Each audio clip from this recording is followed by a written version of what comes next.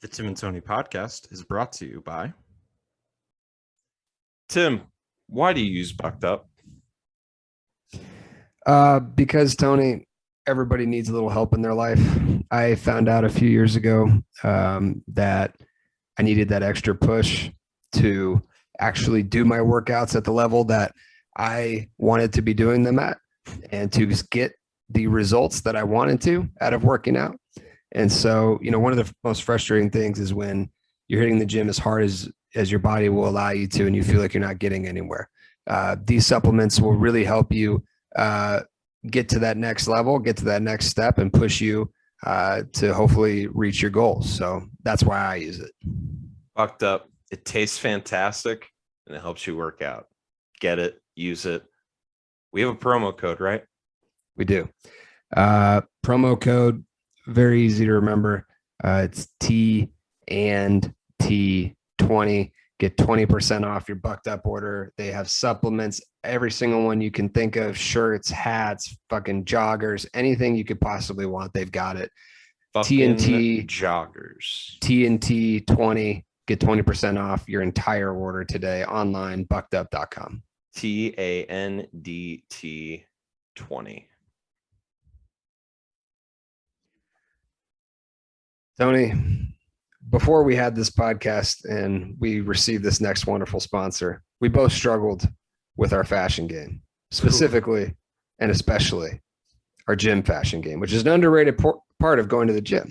Yes. So please tell the people how they can get more excited about going to the gym and what company they can go to buy some stuff that'll make them feel better. So what's great is, wow, interesting. We're keeping that in. So all you got to do is go to titlewear.com, because what you're going to find there is you're going to find some of the most comfortable and flattering, might I add, gym wear on the market. They got they got hoodies, they got sleeveless hoodies, they got tank tops, they got t-shirts, they got shorts, they've got compression pants, and they've got sports bras, they've got leggings, they've got all of it. It's fantastic. The quality is amazing. It's made for workouts, so they're durable, and it's just plain comfortable. So, Tim, what's that promo code? Very easy to remember. It is TNT15. That's TANDT15. That's 15% off your entire order. You can order one thing. You can order 13 things. You can order 100 fucking things. It's 15% off the entire order at title.com. And if you want to order 100 fucking things, you do it, and you do it with the promo code TANDT15. Tim, do you care about sustainability? I do. Do you care about comfort? I very much do. Do you care about style? A little bit. Do you care about just looking good? I really do. I really do care about all those things. I didn't mean to put sustainability. It feels like I put sustainability a little lower on that list than I should have. It but I care about those things deeply. And in fact, sustainability is actually one of the best parts about what I'm about to talk about. Allbirds, they make incredible shoes. They make incredible clothing. They make incredible socks. Tell us about it, Tim. Welcome to the program, Allbirds. We're happy to have you on board. Absolutely. These are, no exaggeration, the most comfortable fucking shoes I've ever worn in my entire life. And you don't have to just wear them when you're having sex. That's right. That's right. I can't believe we just put that in an ad. They look great. They feel better, and they're good for the planet. This is a little bit different than we've done in the other ones. We're going to attach the link to go to Allbirds, where you can pick up not only a pair of shoes, a shirt. They're making joggers. They've got shorts, whatever you want. You buy anything on the store, you get a free pair of socks with it on us. If you do go to the store and buy some Allbirds, please use the link that's in the description of this podcast.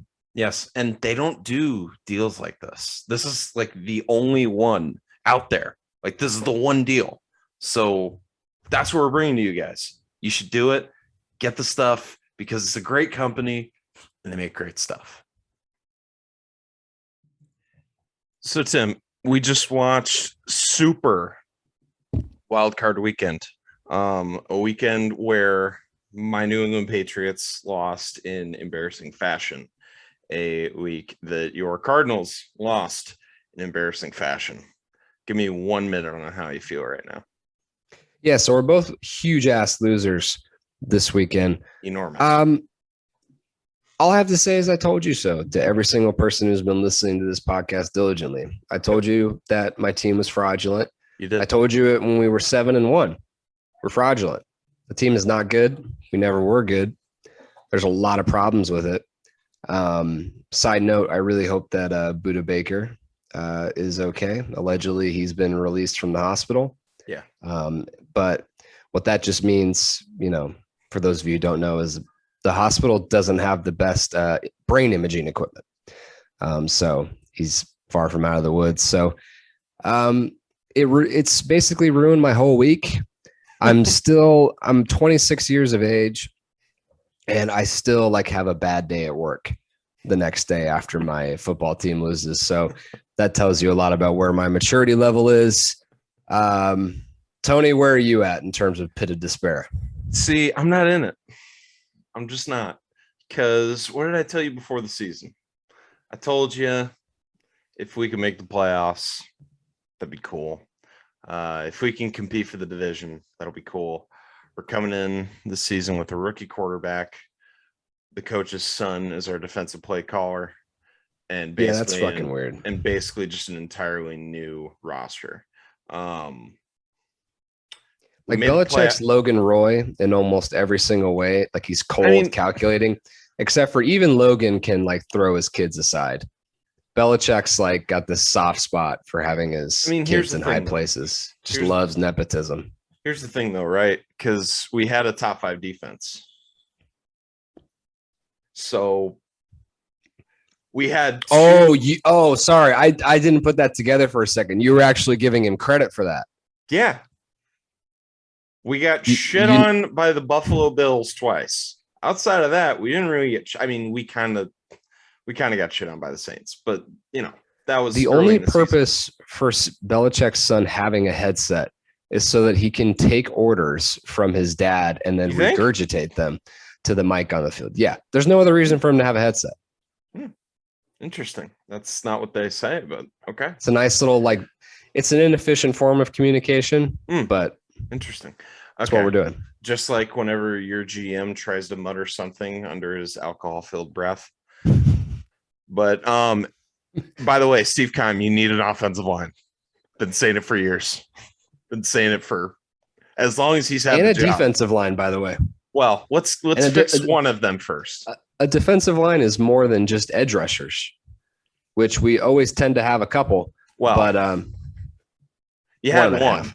You had one. Yeah. You got 5 good games out of JJ Watt. But it turns out to stop the run, and I love Buddha, but you either need big ass linebackers or you need a really good front line, really good defensive tackles, which we don't have. Yeah. We've never had.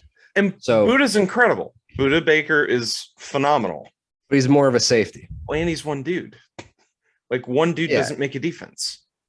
Right. It just doesn't. You need what, 6 or 7 solid guys running around. Yeah, and Isaiah Simmons to have a top defense. And Isaiah Simmons hasn't been, what we thought he would be to this point. But I've been saying it. I texted you in the first quarter. I was they figured it out. When I saw that they were running twice as much as they were passing, I was someone finally figured it out. What I saw this, I finally gave up around week 3. I was this team can't stop the run. And you came on this podcast and said as such. You did. You came on this podcast, said the same. And turns out you were right about your team and I was wrong about my team. At the beginning of the season or before the season, I was right. Once I saw Mac play against Dallas. Yeah, you fell in love a little bit. I'm in love. What are you talking about? You and I both watched The Bachelor. There is a huge difference between falling in love and being in love. I am all the way in love. I'm willing to get on a knee at the end of this journey. Yeah, there wasn't even like a lust period. No, with because you he's guys. just he's a good guy. We connected. We had good conversations. Yeah. It's not that. It's not all about the physical for you guys with him. No, it's interesting. No, it's a deep emotional. Because with Jimmy G, there was like an affair. Those first quality to that. The first 2 games that he played, because I was in the building when we played against the Cardinals, and y'all missed the kick to lose the game. When Jimmy G played phenomenally, I was there. It was great. That was like a Motel 6 level shit. It was like I drove out to the west side. Yeah, drove out to West Phoenix. Didn't change the sheets type stuff. It was just nasty.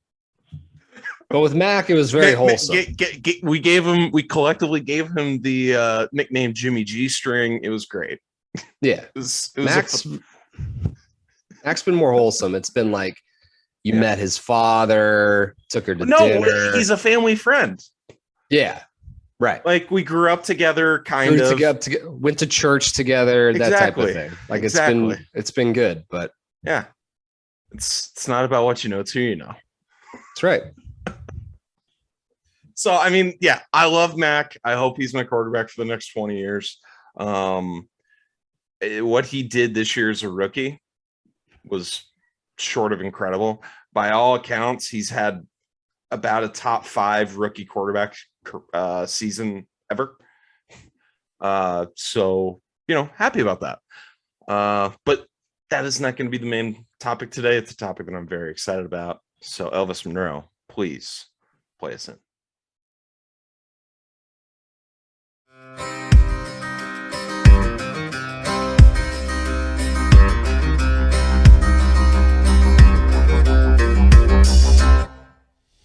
In a crowded room, somewhere in town. So Tim, we're finally here. We are doing a topic that I had always said I would break you down and we'd get you back. I knew we would. I just didn't know how long it was going to take. I do think I said about 2 to 3 years. And I believe Rise of Skywalker came out in 2019 and it is now the year of our Lord 2022. So I think I know you a little bit.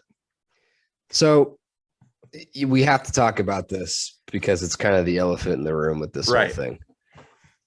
I still do, by the way. Yep. Hate. Yep. Hate. Star Wars fandom. I hate the obsession over. Like I absolutely like all of you miserable pricks that sit around all day making up fucking theories on Reddit and then getting disappointed that every single one doesn't come true. Okay. Like get a job or a life. I swear to God. Get it out of the way. Get it out of your system. My other thing. Yep. And this is still the truth. All right. I'm going to time you. You got 45 seconds. Get it out of your system. This is still the truth. If you do not, if your catalog is 9 movies and 6 of them suck, like don't just suck. In your opinion, they like actively hurt your asshole to watch. Wow. Okay. I don't see how that makes you one of the greatest film franchises ever. Okay. But that's just me. Okay. When you create visual effects, when you create them. Fucking Transformers has visual effects. It's not considered one of the greatest films of all time. Transformers did not create a version of special effects that we now use today. George Lucas did that with ILM. Congratulations. Did that. And then went on to have some of the highest grossing movies ever. So, but that's not the point. This is supposed to be a positive podcast because we are here to talk about The Mandalorian in anticipation of season 3. I finally got Tim, guys. I finally got Tim for the podcast to watch The Mandalorian. We're going to do a deep dive into these episodes because they're awesome. They are amazing. And I can't wait to share them with Tim and the rest of the world. We're coming at this. This will be the 4th time that I've watched these episodes through. We're taking Tim's Mandalorian virginity. in this show. So be gentle, be kind, be positive. Right. It's always important. So, I have a million and one different things that I want to say about Mandalorian. You're going to hear a lot on this podcast since I have seen it already. I don't want to ruin anything for Tim. So I'm going to be saying a lot of things like, we'll talk about that later.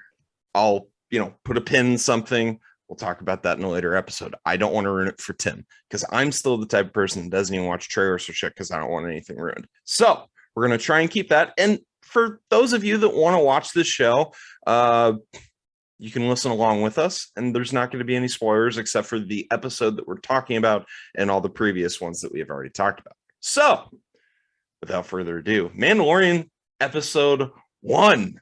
Tim, what were your, the second the credits hit, what did you think? I think that there's a lot of issues in these Star Wars planets with creatures that live underground. There seems to be an epidemic on these planets of monsters that creep up from underground and eat you. Right. Which seems like a problem. Seems like something you want to address. Okay. The second thing that came to mind. Are you talking about blurgs? What are you talking about in this specific one? At the very beginning, when they're on some form of ice planet, the fucking worm that pops up out of the ground. Okay. I mean, in episode 6, there's something like that. In episode 9, there's something like that. Like it's a common recurring monster that seems to keep on popping up. Sure. The second thing is that it's interesting to me that Star Wars fandom has latched on to this in the way that they have. Oh, based on what I've seen so far. Okay. And real quick, as of recording, how much of the show have you watched? So I know a lot about what happens in this show. Okay. And I should say that. Unfortunately, through TikTok, Twitter, and other things, I do know a lot about what happens. Right. I have personally witnessed only one episode. Okay. So to me, it is surprising that they've latched onto it the way that they have. Just wait. Because that first episode is very if you didn't have the fucking stormtroopers everywhere and the Mandalorian helmet, which looks like a Jango Fett helmet, you wouldn't really know. So, okay.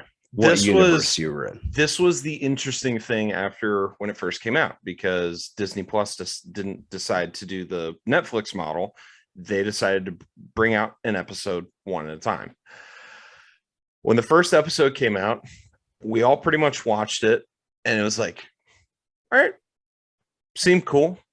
And because a lot of the fan base that was watching that show specifically had already watched a lot of Dave Filoni's other stuff, everyone's like, cool. We know that this is going to build to something. We're pretty damn sure it's going to build to something really cool. So, other than the reveal at the very end, it was just kind of like, oh, okay. We're back in the world, and seemingly a different world with a much different pace, with a much different story structure. Should be cool. So the show is set in 9 ABY. So after the Battle of Yavin. So 5 years after Return of the Jedi. So that's almost 30 years before the Force Awakens. So just kind of place you in the right time. We get the start. Mando walking into a cantina. He doesn't have full Beskar armor yet. Again, put a pin in that. Beats the living shit out of everybody that's messing with his bounty. Cuts a dude in half with the door that closes in on itself, which I always love when they do that, because it acknowledges, if this was in America, there's no way in hell that would exist, because that's just a liability waiting to happen. Yeah, I can't help but thinking that those guys were kind of doing the right thing, though. They were trying to beat the shit out of this guy who was wanted for, what was he, like tax evasion or some shit? Something like that. Yeah. Something minor like that. Yeah. White collar crime, I'm pretty sure. So, there's that. And And that one scene showed me that the show is going to be different, because they don't really get all that graphic in, obviously, the cartoons, since they're for kids, and the movies. It was, at least for me, it was a very concerted effort to show, like, hey man, this is going to have a completely different tone.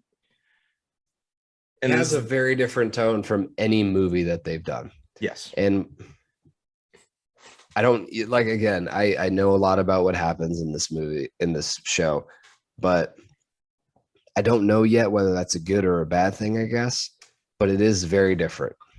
I would argue that the character development in the show is so good, it doesn't really matter. It's a lot like how I knew going into Breaking Bad, spoilers if you haven't seen Breaking Bad, fast forward about 15 seconds. I knew that Walter White dies, and that could not have impacted the viewing experience at all. It just didn't matter.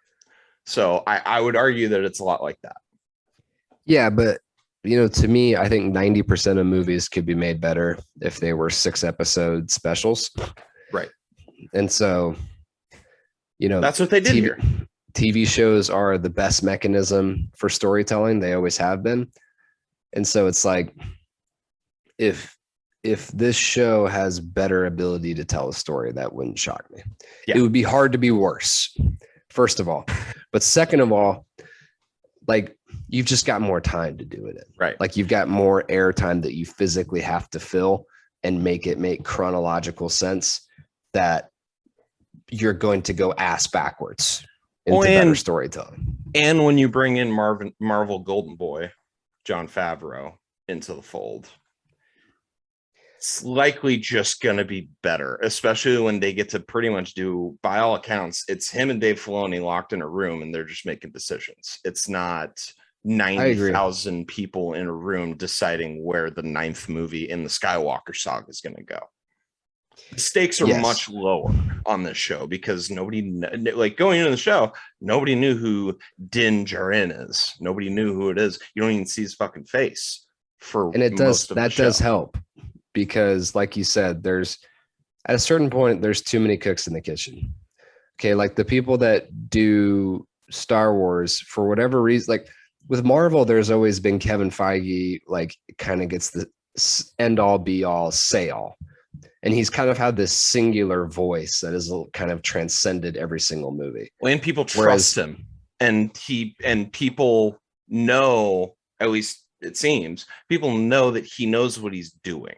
Whereas the meddling is less. Yeah. Whereas in Star Wars, like, the whole Disney corporation is involved. Like, I'm not kidding. Like, Bob Iger is being brought in for story decisions, and he's not a writer. Not just him. It gets, trust me, it gets even more ridiculous than that. I mean, they have, like, product people meeting with story writers and stuff, being like, how can we incorporate a plush toy into, and it's like, what the fuck?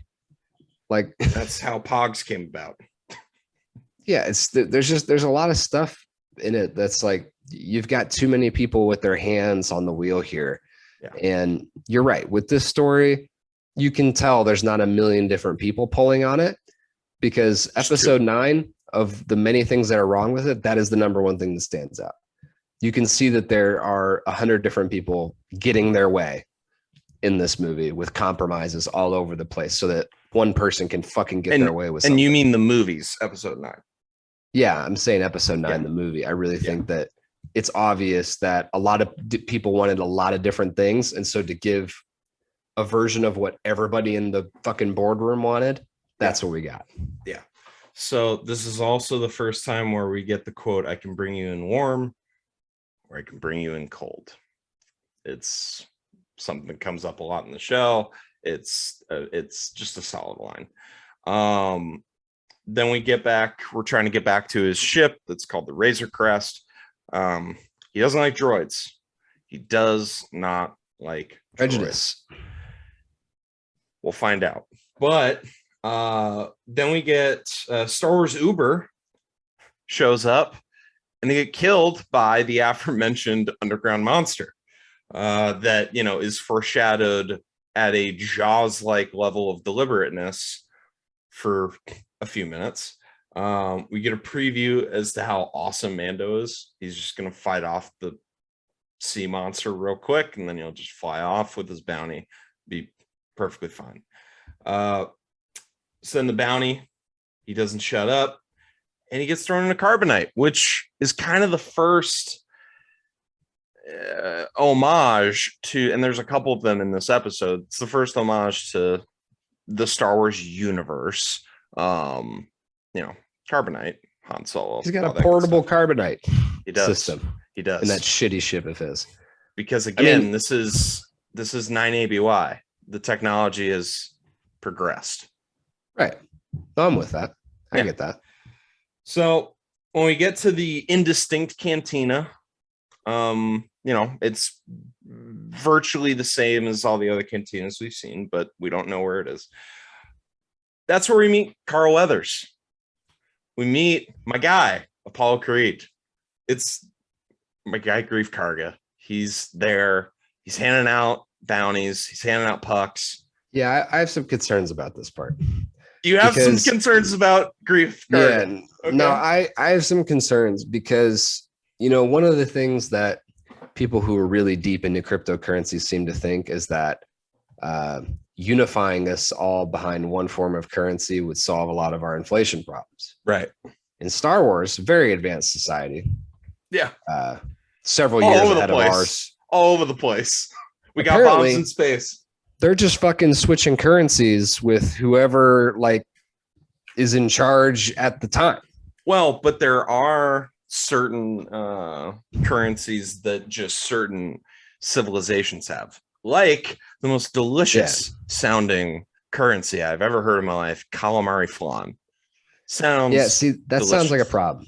That seems like a problem. Yeah. You guys, I guess flying in between solar systems and shit, there's going to be some things that get lost in translation, so to speak. But the credit system that kind of popped up in episode 1 out of nowhere, where there was this uniform currency and this planet that no one had ever heard of before. The political drama that was the prequels trilogy. Yeah, that's one of the things that I was like, oh, that made things a lot easier. Back when it was just credits and everybody from this flying rat guy to a small human boy knew what he was talking about. Small human boy. Nice. And then, of course, of the calamari people, the most famous is Admiral Akbar, or General Akbar. Excuse me. He died general. This is a trap. We get then Carl Weathers saying, there is one job. No puck. There's always one. No puck. Face to face. Direct commission. Deep pockets. No chain code. Take it. He should have played the Stormtrooper anthem at this point. It was so obvious that this person he was going to go see is evil. But anyway. Take it or leave it, Mando.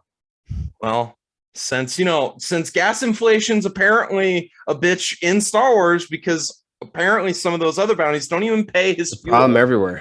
It's a problem everywhere. It's not just Biden.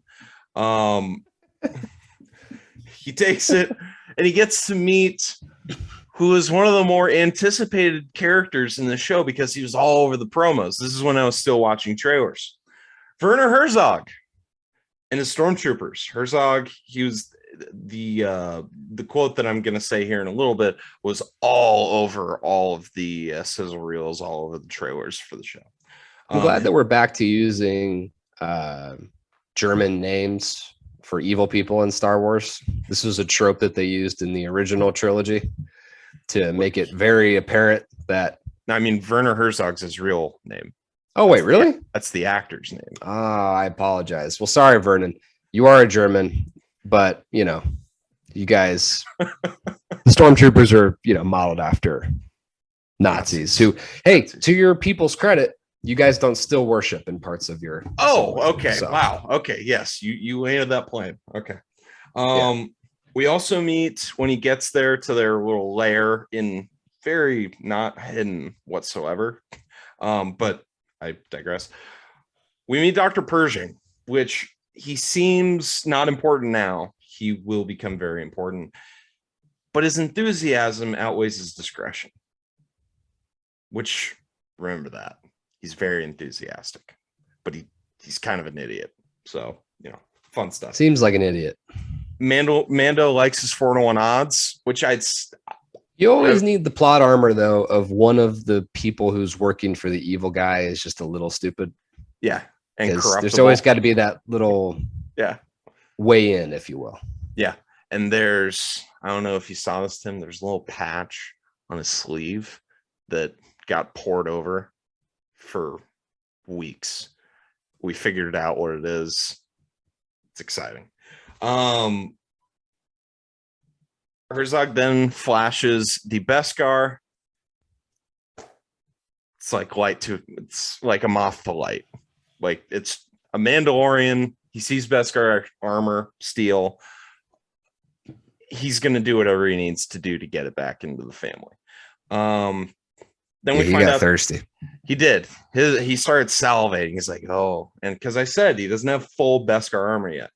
So they want the asset alive, even though bounty hunting is a complicated profession. Now that was the line that was all over the trailers, all that stuff. Bounty hunting is a complicated profession, and he's trying to be realistic here. He's trying to be realistic. He wants him to be alive, but we get it. If you gotta shoot the fucker, you gotta shoot it. We get what's supposed to misdirect us. He's 50 years old. The asset is 50 years old, which is important to remember. Now, the Beskar belongs in the hands of the Mandalorians again. Mando takes the Beskar plate back to the Mandalorian forger to add to his armor. He gets a nice little shoulder plate. It's good. It's nice. He's getting outfitted. More to come. That's only a drop in the bucket, Werner Herzog says, as to how much he actually has. Yeah, you don't say. Yeah. No signet. When he gets to the forger, no signet has been revealed. Again, more on that later. We get some flashbacks. More flashbacks will come. And now we go to a mountainous desert planet. A callback to A New Hope, obviously, with the shit just jumping into frame as they're looking down the scope. Again, makes me happy when I see that because it means that you give a shit, which I don't think there's a single person on this earth that cares more about Star Wars than Dave Filoni. He fights a blurg with the help of Queel. Nick Nolte as Queel. Always, I love Queel. What were your first impressions of Queel? That he looked like Mitch McConnell with larger nostrils. Yeah. Okay. That was my initial impression of him. Seems like a nice guy. Seems helpful. Yeah, he is. He is. Seems like somebody who you'd want to have as your guide on a planet you've never fucking been to before. Exactly. Which again, this is always the problem with these lone gunslinger acts. They have to meet people along the way. When in reality, it's like, dude, if I was going to like Flagstaff, which is like an hour away, I probably fucking wouldn't go by myself. I'd want to make sure I had somebody there who knew what the fuck was there. You're not so I knew how to get around. You're not a great Mandalorian warrior, though. That's true. That's fair. Hey, I mean, look, when you're right, you're right. He says that many people have tried to get to the asset, but many people have died. Queel wants a blurg in return for helping Mando to the site of the asset because all Queel wants is peace. Queel wants peace in his life. I don't buy it. Nobody's that wholesome. Okay. He's also going to help him learn how to ride a blurg. And as he says, the Mandalorians rode the great mythosaur. Whatever the fuck that is. So this should be light work. It's like, come on, man. You got this. It's in your blood, Mando. You got this. Turns out he does. They ride off with the blurgs. Queel doesn't want payment. Just wants some fucking quiet. He just wants people to stay off his fucking planet. Off his lawn, so Yeah. to speak. Just wants people to stay off his lawn. And Yeah, who he's can a blame rural him? voter. He's a rural voter. He's not kind to foreigners. I get it. I would say he is actually.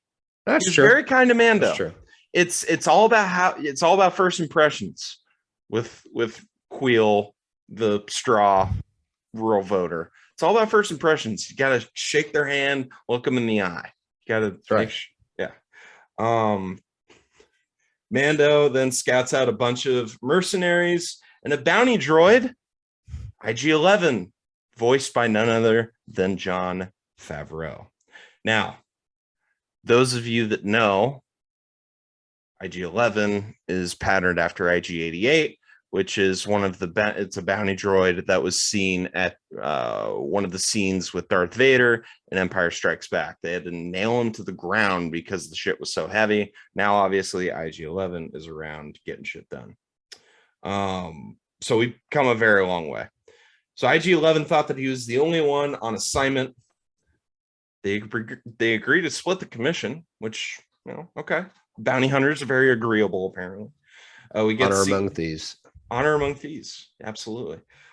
We get to see IG-11 and Mando being badasses for about 5 minutes. Though IG-11 tries to kill himself 12 times. Very funny. Can I just say? So they kill all the mercenaries.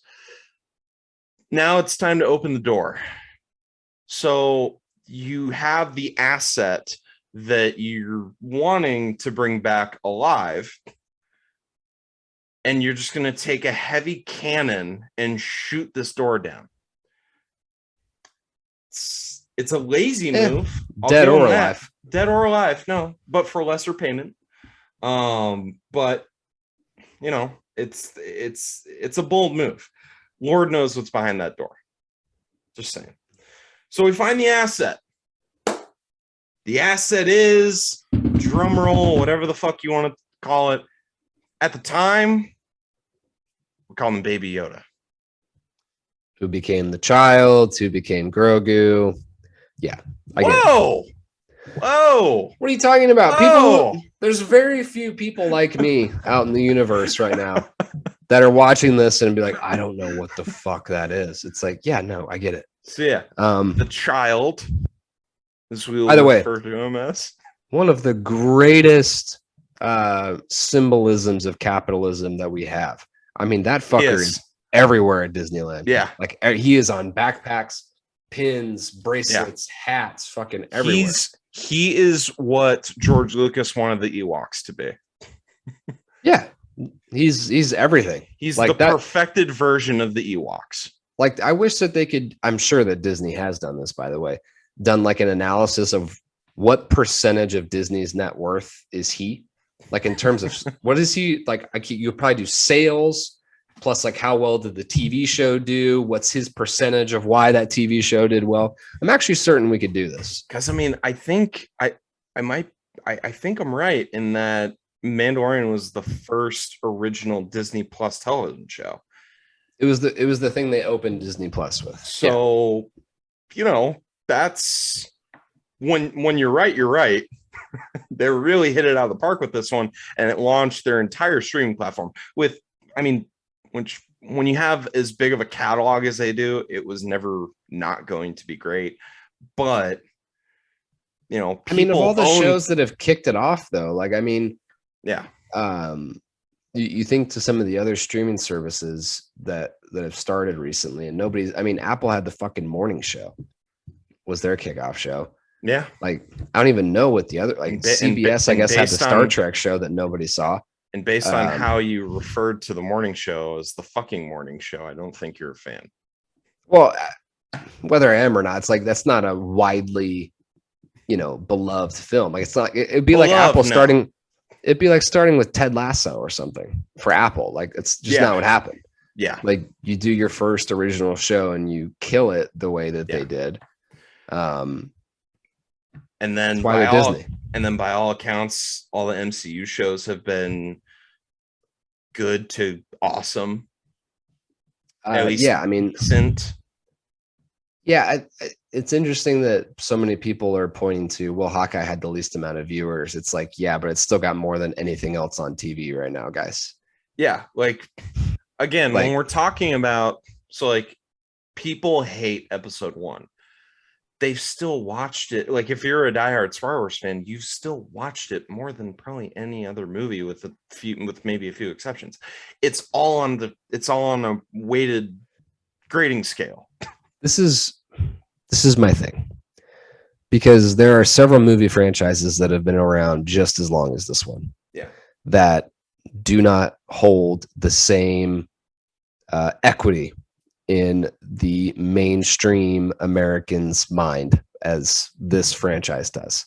Right. And this was always my issue that I was trying to come up with. I'm like, why is this the one that we build literal like lands out of in Disney? Why is this the one that's worth billions? Why is this the like, and I go on and on and on, because I'm like, all it seems to be is just something else for us to bitch about whenever it comes out. And the narrative that like nothing this popular can ever satisfy everyone, it's like, that's not true. Well, the same company is doing this with another franchise. Now I've made this point before, and this is why I'm happy that we're here doing what we're doing. This isn't me yelling at you. I want you to take this in the most benign way possible. When you say, no, I'm not racist, but like that's never a good way to start out. But when you've only taken in about 5%, 10% of the content. But when it's the main stuff. I understand. But when it's the main stuff.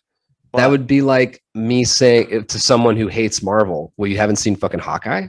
You know what you're talking about. It's like, well, okay. It's not, but I've seen like the movies, and it's not so though, because but here's where you're wrong. Most of the content is on TV. Like if we're just talking about raw hours, raw time that we're spending with the different characters. But that's not fair. Marvel's already at that with their TV shows. You can't say that the majority of Marvel content's on TV just because they have more hours of TV than they do movies. But it's at a different point. Like, can we agree that like Marvel's at a point where now they've had so many different creatives come in. They have 26 movies now. Like that, it's a different conversation. Whereas with Star Wars, they had one dude make the first 6. Really, I mean, you had different directors for some of them, and then basically what Disney's algorithm popped out was J.J. Abrams doing a watered down script for 3 other movies. Like it was an algorithm movie. They're different things. And to me, that's not fair, because it's like your main product. There's no argument about it. Their main product is these 9 episodes. Yeah. And I would say 6 of them, at least half the people that saw them or a lot more hated what they saw. Like just outright was like, that was disgusting. And then there's 3 where I can confidently say they're either split or most people liked it. Well, and there's really only one that everybody who's seen it agrees is great. And to me, to hit 1 out of 9 for your main stuff is really not that impressive. Like, I'm sorry. Well, for something that has this level of equity in people's minds. So my whole thing is this show might be great. It might be. And how did you feel coming out of this episode? And real quick, I just have 2 more points. They mentioned 50 years before 9ABY puts him at being born in the same exact time as Anakin Skywalker. It puts him alive during Order 66. Who knows where he was? Anyways, IG-11 says that the asset needs to be terminated. Mando has other plans. He shoots IG-11. So I remember when I saw this the first time, I thought there is potential here for this to be awesome. The episode itself, it's fine. It's an intro episode to a show. And it's a good one because it has you asking a million different questions. It pulls back the curtain. It shows you what they're going to try and do. And I think it does a good job of it. What do you think? I think they do a good job of it. I think it's a good episode. I think it has a potential, having not seen every single episode personally, but knowing how popular it is. I can see that the show, why the show is as popular as it is. I can see why people gravitate toward it. I can. It really, to me, it's like, if you're going to be able to do these shows, right? Like if you can do Mandalorian, and people can say, "Oh, it's Favreau, it's Favreau, it's Favreau." It's like, well, full on. Okay, but yes, okay, but you guys have to figure out a way to not make flaming hot fucking garbage.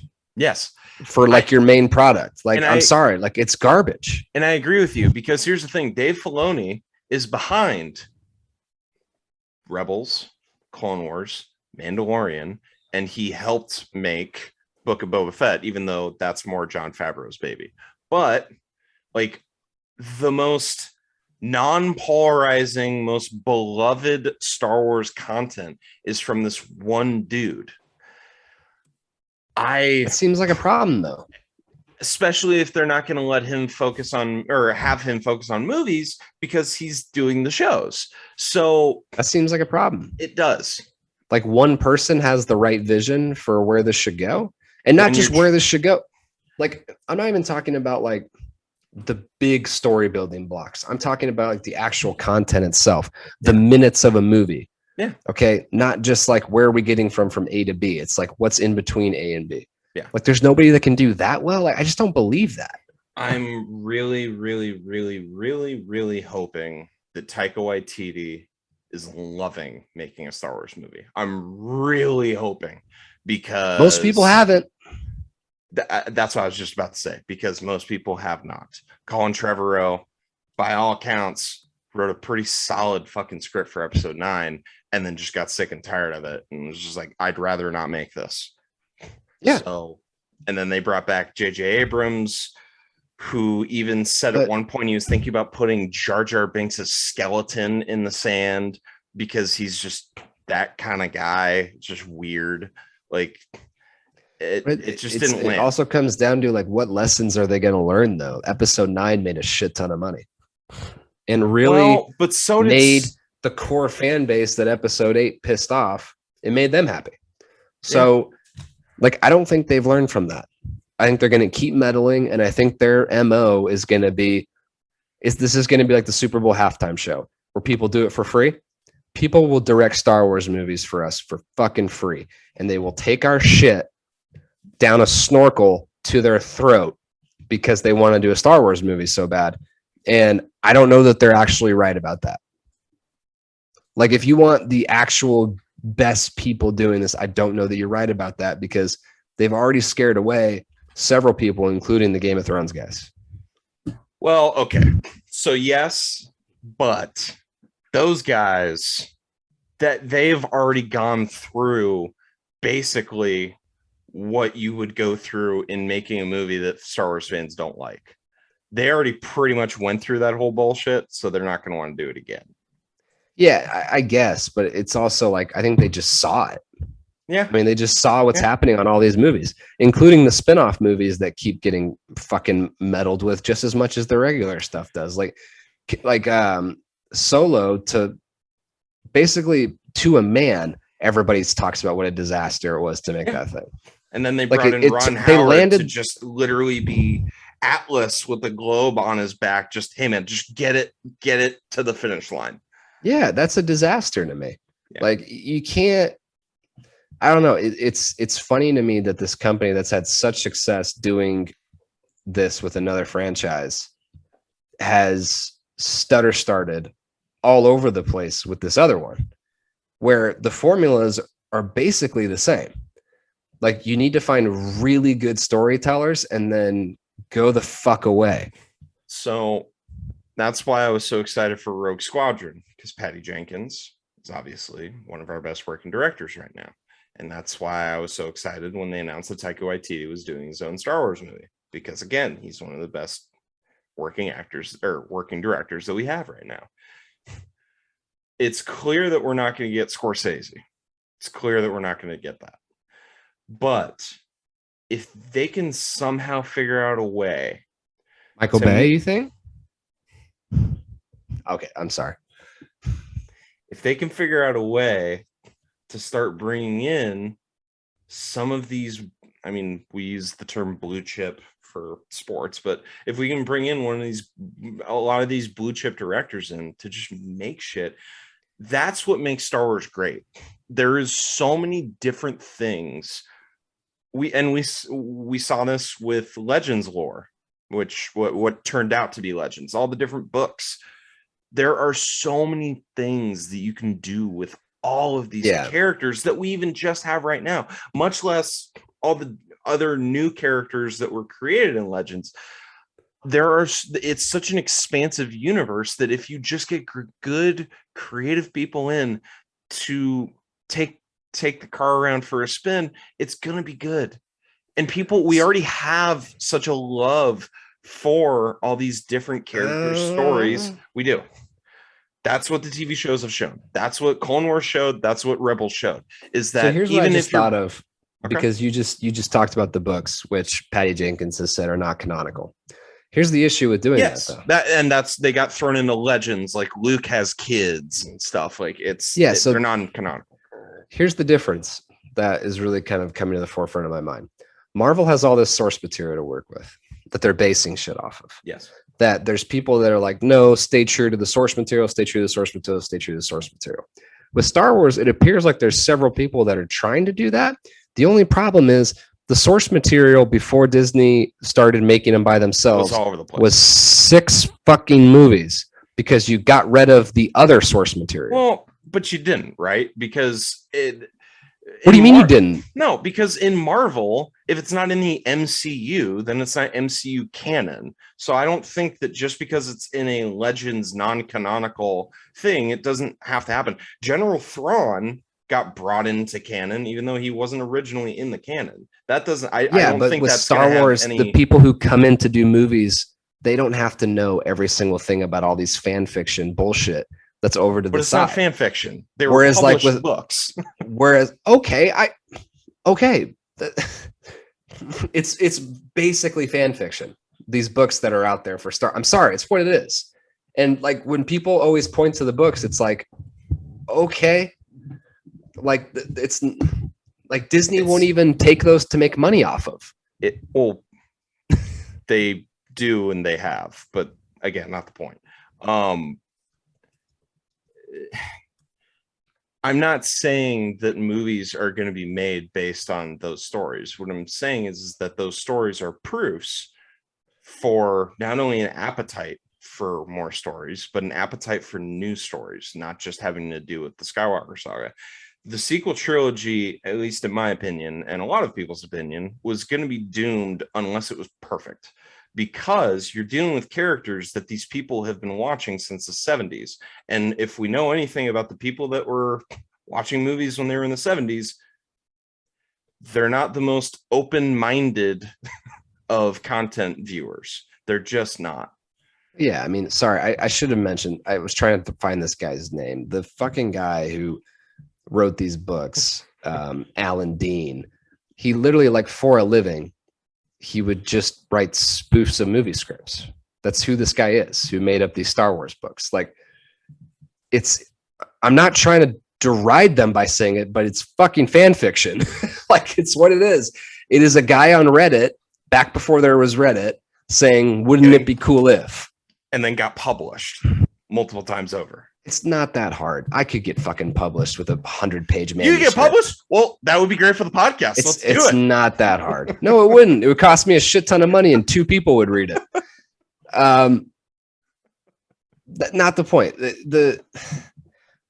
I think with this, it is a much I think they're in deep shit. It is a much higher bar to make money on a book than it is to get a book. I think they're in deep shit.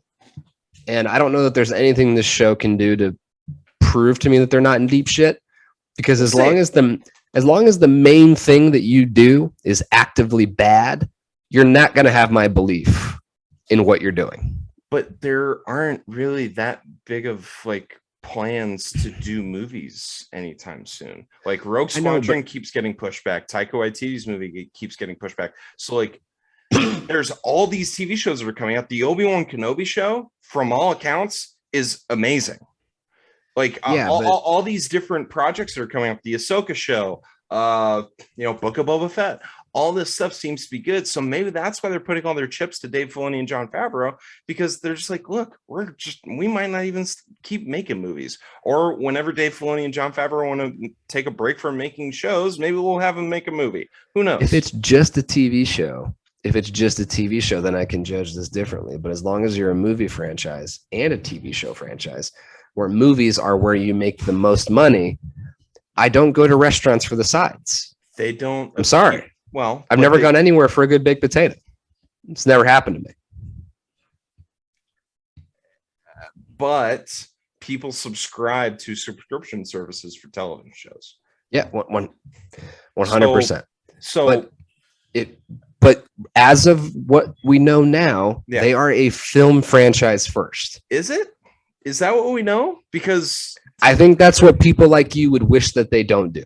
But they're signaling to us the next like 10 projects that actually have confirmed release dates are all TV shows. Like Rogue Squadron. That's because they fucked up so badly. I understand they fucked up so horrifically. They had to stop. Yeah.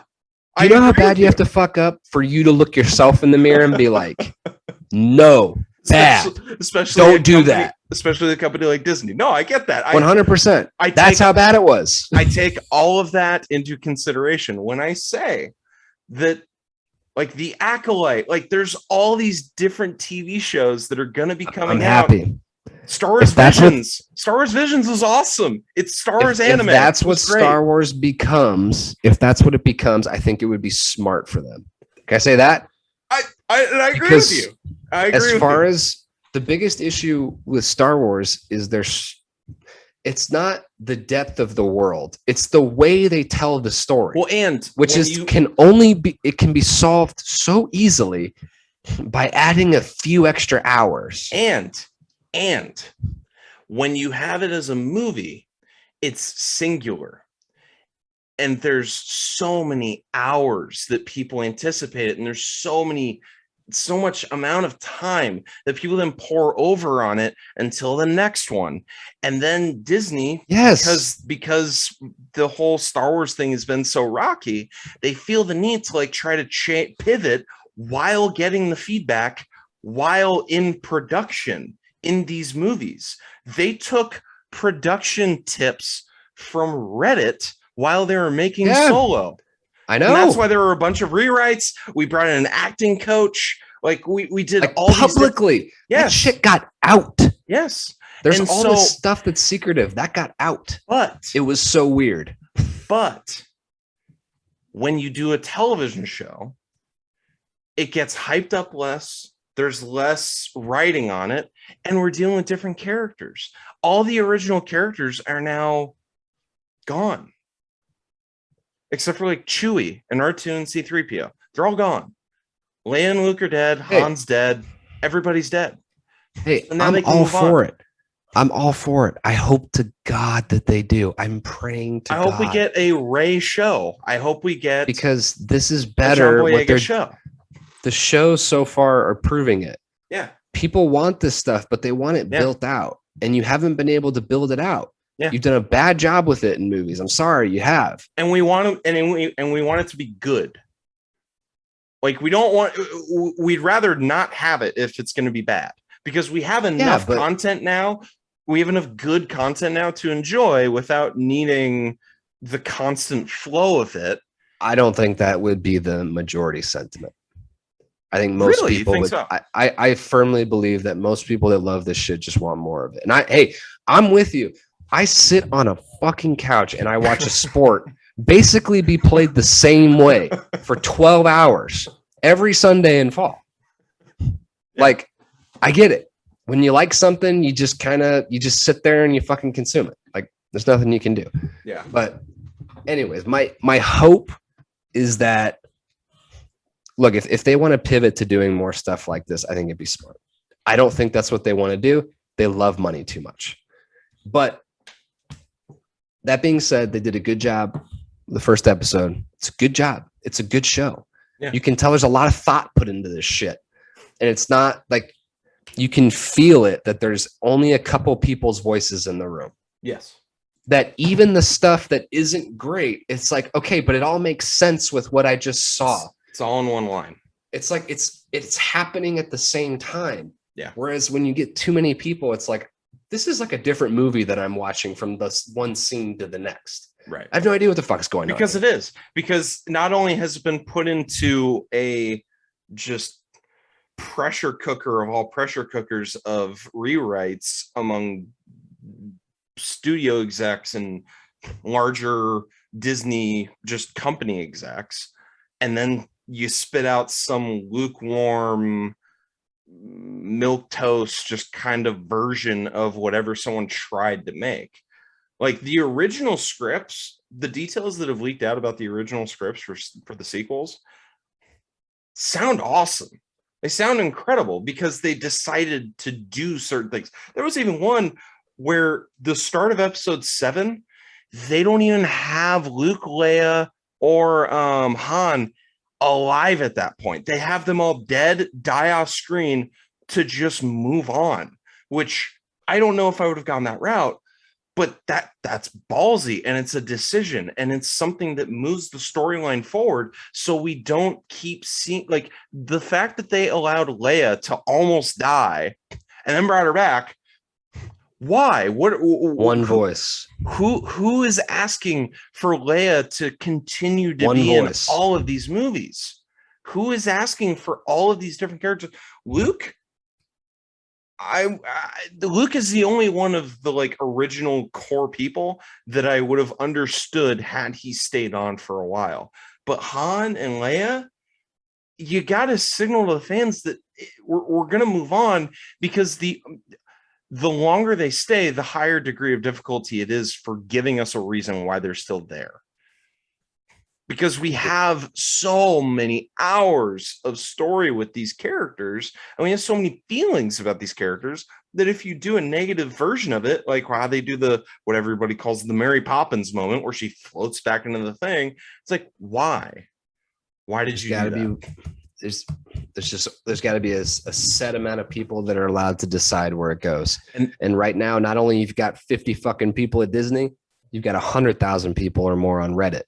So yeah, it's got to stop. And that's why, again, since this is a review episode of the first episode of The Mandalorian, that's why this show gives me so much hope for Star Wars content moving forward, because it's just good.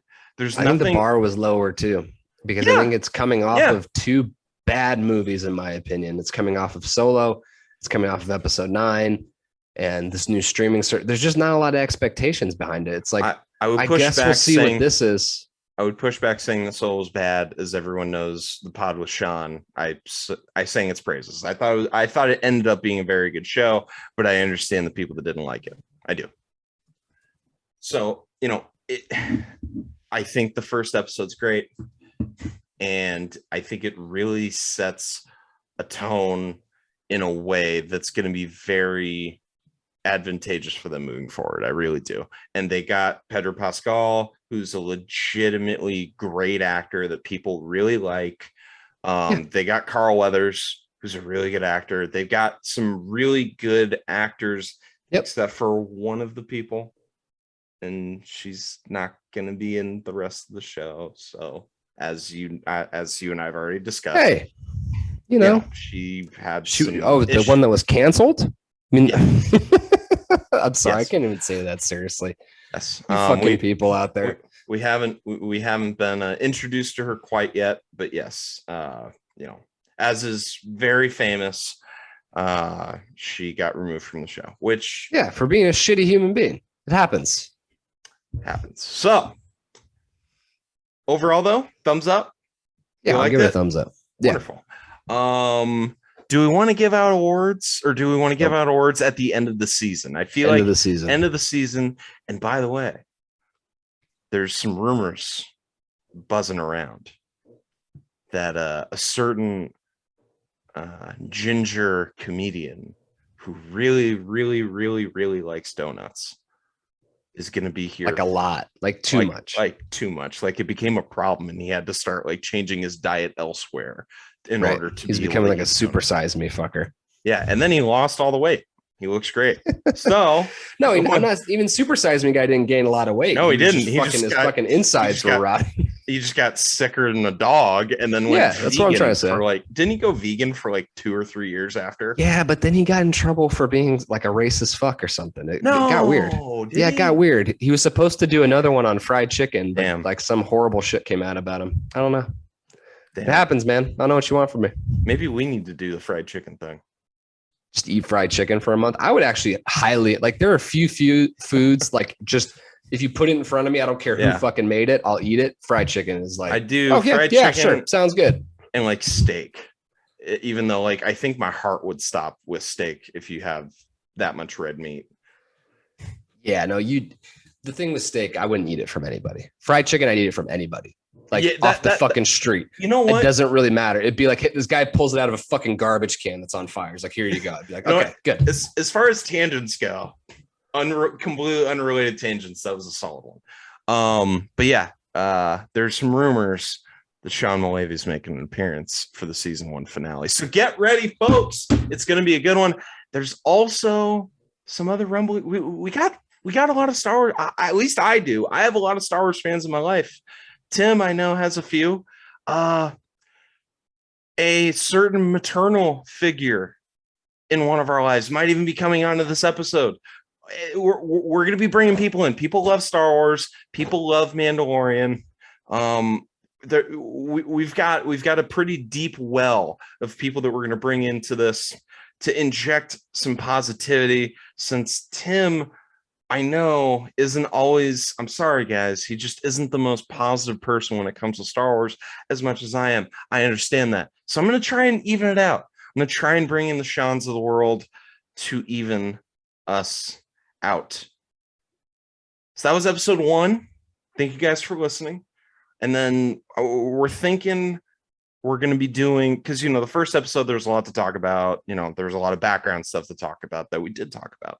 So what we're planning on doing is we're planning on releasing, so the first episode of every season is going to have its own pod, and then we're thinking we're going to package each pod in episodes of 2.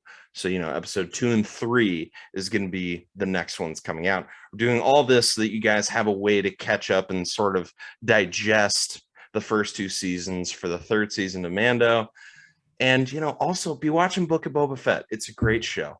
Tim, I'm going to need you to wait to watch Boba Fett until after season 2 of The Mandalorian, though. So don't. It's fine. I'm a one show at a guy cut. I know you are. I know you are. That's why I knew you. That's how I've always been. I try to zero in on one. And that's why I knew that you weren't going to have a problem with that. Wait until after season 2, and that's where the timeline will make sense. So, which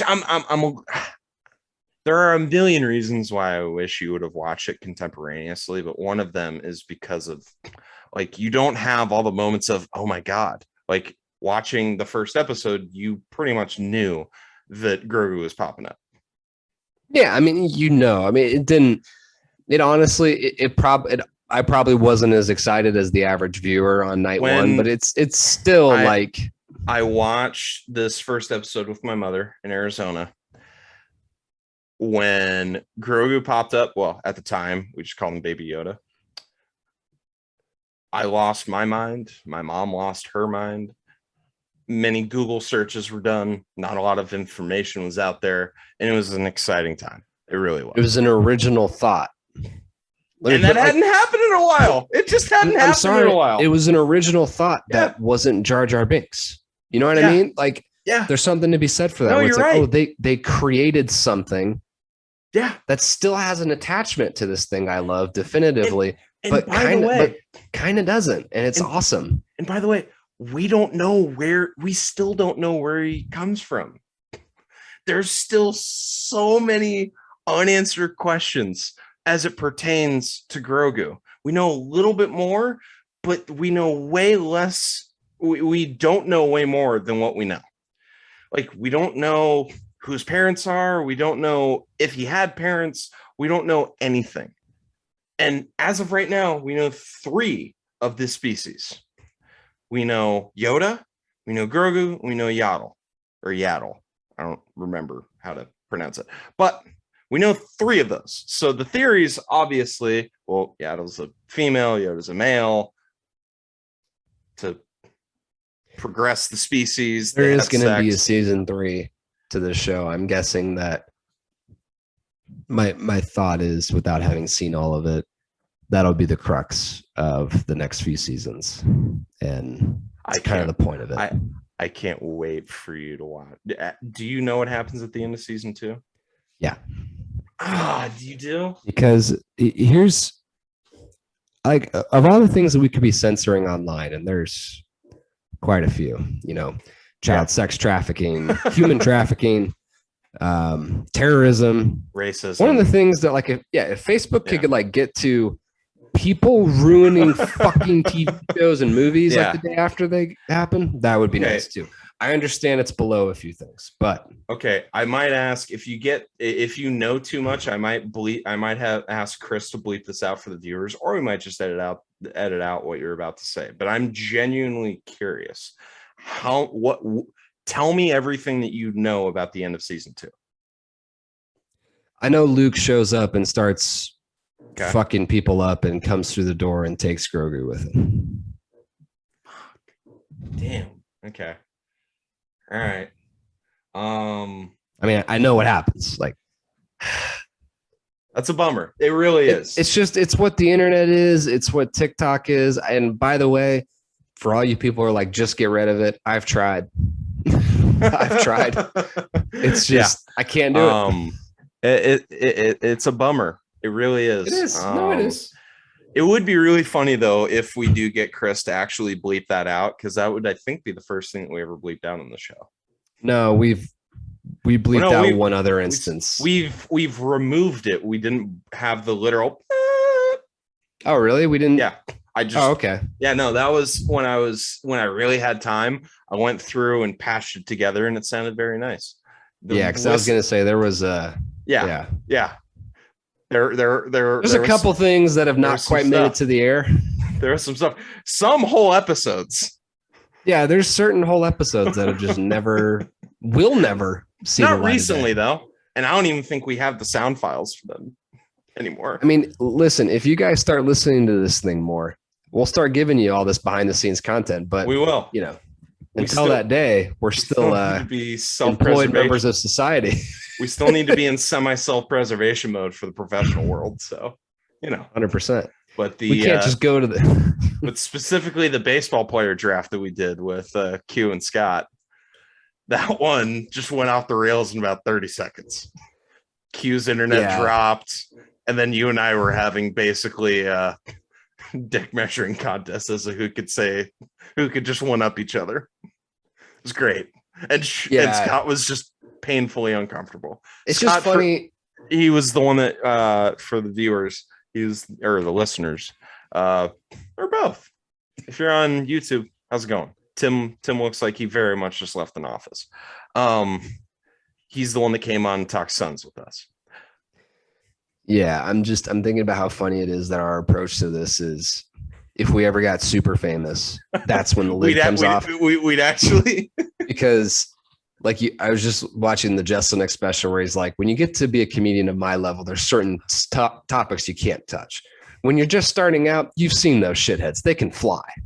Yeah, they can do whatever. It's like, whereas we're like, no, we can fly. Well, okay, no, but see, here's the thing. This is the best way I can explain it. Right now, the ceiling or the floor it's pretty fucking high, but the ceiling is also pretty low. The where we operate is in a very small space. Right. If we were to become actually famous, it would just be that the ceiling would raise. The floor would probably stay at about the same. Like all these people that have convinced you that are millionaires for being famous, that they're afraid of being canceled. You got to be fucking kidding me. I do believe Todd Phillips though, because he just stopped making comedies. Oh, maybe. I believe him. I don't know who he's talking about. I don't know who we is, and I also like Dave Chappelle. Just real quick. Please stop doing that. Please, Dave. There's a huge difference between people persecuting you and people criticizing you. As a performer, as an entertainer, you're still the GOAT. A lot of people just didn't like the last one. And it just went on for too long. And because you did it on an edgy topic, if it's not done well, yeah. If it's not great comedy and the more edgy topic you get, the better it has to be. And if it's not great, if it's not Dave Chappelle level, if it falls below that and you decide to do those certain topics, people aren't going to like it.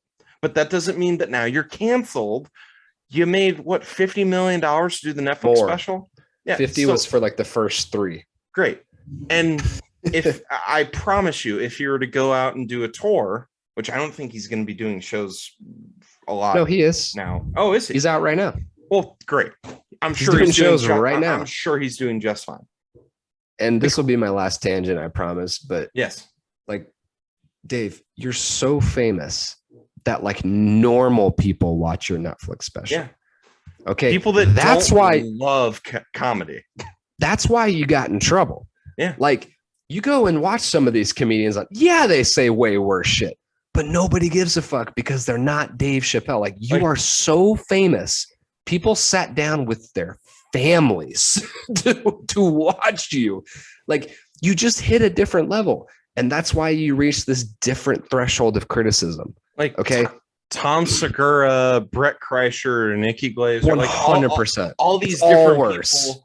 It's worse, but it's funny. All worse. But the people that are watching it are going into it eyes wide open, and that's what they want. It's comedy audiences are different. Okay, I'm just saying. Chappelle spent like 45 minutes on a really sensitive topic, and he wasn't that funny. I'm sorry. He's the greatest comedian of all time. Didn't think it was his best 45. No. Happens. I probably won't rewatch it unless we do something on the pod about it. The first 15 minutes aren't bad. And then it just goes down. I think his COVID shit's legitimately hilarious that he starts out with. Yeah. Yeah. But I mean, again, the guy, he's the greatest of all time. He really needs to stop with this persecution complex.